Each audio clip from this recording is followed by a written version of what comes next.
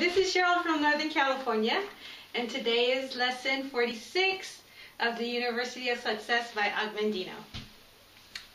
Now, lesson 46 actually starts the last semester of the series.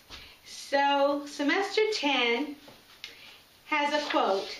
It is not how we have, it's not how much we have, but how much we enjoy that makes happiness. And it's by Charles Spurgeon. And lesson 46 is actually taken from a book, The Ability to Love by Dr. Allan Fromme. And the chapter is titled, How to Prevent Your Success from Turning into Ashes. And the quote for today is, when you become caught up in the heady pursuit of success, you always run the risk of losing far more than you gain unless you are careful.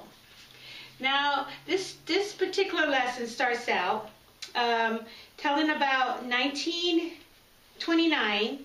There was an important meeting held at the Chicago Edgewater Beach Hotel, and there were 8 of the world's most important financiers that were there.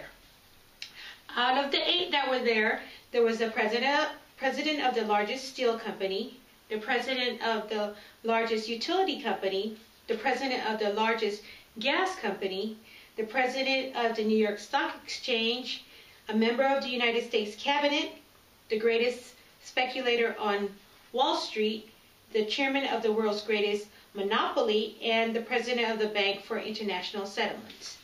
Now, 25 years later, Charles Schwab was dead and bankrupt. Samuel Insull was a penniless fugitive from justice. Howard Hobson was insane. Richard Whitney served time in Sing Sing. Albert Fall was pardoned from prison so he could die at home. Jesse Livermore was a suicide. Ivan Kruger and Leon Fraser were also suicides. So those were the 8 of the most important men or financiers back in 1929, and 25 years later, their lives had went up, down the drain. So it just warns you that success can come with a price. So what it goes on to tell you about just different things as far as how wealth came about, how people flashing wealth kind of came about, and how people were more respected if they showed what they have as opposed to, looking like if they didn't have anything and dying, with a bankroll in their mattresses. So it just talks about relationships and, just wealth and how it came, like I said, how wealth came about, how showing wealth came about, and how you were more respected, and then that how sometimes it's easier to love things than it is to love to satisfy or love people, and just how males were in particular are supposed to be the breadwinners and being successful, and competition with their fathers and just different things like that, and just how everything has a price. So when it comes right down to it, the price can't be where you have look at things more than you look at people. So it ends with our relationship with others yield greater satisfaction. We get to be less guarded, and the material symbols of status attract us less than the deeper values we realize people are willing to share with us. So this particular chapter, it was rather long and had a lot of information, a lot of useful information, but the meat and potatoes of everything is that it doesn't matter how successful you are, you always want to make sure that people are your primary goal. So whoever gets success and they have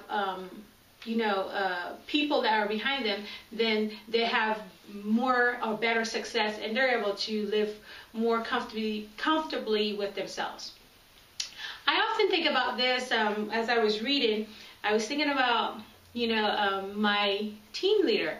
I am a part of a blogging company, Empower Network, and I'm also a part of the Dream Team, which is headed by Tracy Walker.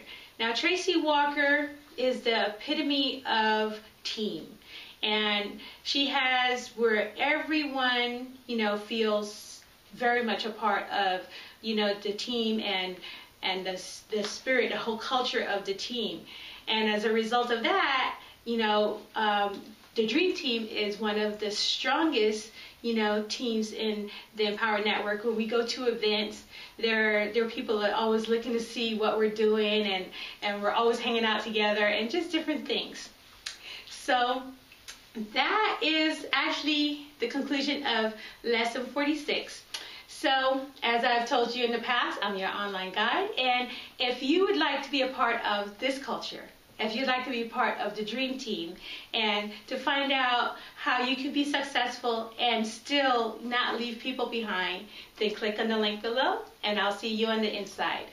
Join me tomorrow for lesson 47 and our last semester of the University of Success. Have a good night and take care.